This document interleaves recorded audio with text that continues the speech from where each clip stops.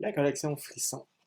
Ça, c'est des beaux souvenirs du secondaire pour moi, parce que il y avait quelqu'un à l'école qui en lisait dans la classe, puis là, il s'était mis à me conseiller, il disait Hey, t'aimes les films de peur, toi, t'aimes les histoires qui font peur, ben t'aimerais ça, tu sais, regarde juste les pochettes puis les titres, là, Cette nuit-là, Poisson d'avril, Qui est à l'appareil, bon, etc., etc.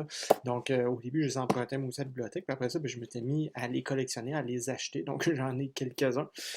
Puis, ce que j'ai toujours aimé avec ces histoires-là, dans le fond, c'est le suspense. Donc, si je prends un exemple qui est un de mes coups de cœur de l'époque, le classique La Gardienne, c'est un bon exemple de suspense, d'épouvante, là, mais pour ados, là. C'est vraiment des courts chapitres. Un personnage qu'on a le goût de suivre, euh, mystère qui plane autour, des menaces aussi. Tu sais, c'est jamais trop clair jusqu'à la fin, c'est quoi, jusqu'à la résolution là, de l'intrigue.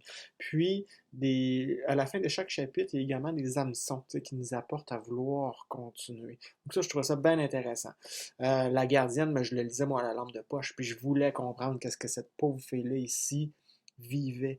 Tu sais, elle voulait juste se faire un peu d'argent de poche en gardant le fils des Hâtiers, mais elle aurait peut-être jamais dû mettre les pieds dans cette maison-là.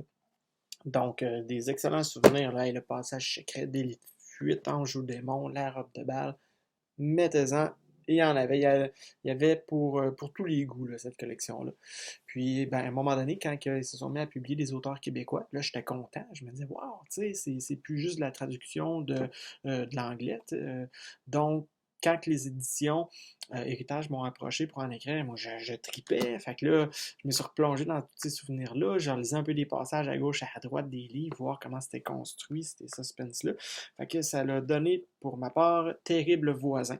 Donc, Terrible voisin, c'est l'histoire d'un petit gars qui vient d'aménager avec son père dans un nouveau quartier.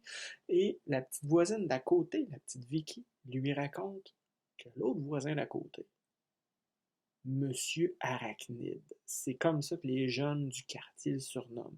Mais Monsieur Arachnide, il serait dangereux, surtout pour les enfants.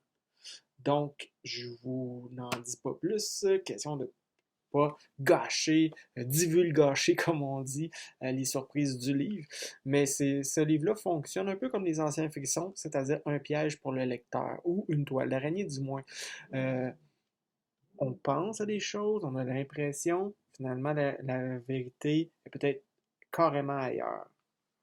Donc, voilà pour Terrible Voisin. Sinon, moi, je veux souhaiter un bon 30e anniversaire à la collection Frisson. Donc, 30 ans de terreur pour les lectrices et lecteurs du Québec. C'est pas rien. On souhaite que ça continue longtemps parce qu'on aime ça frissonner.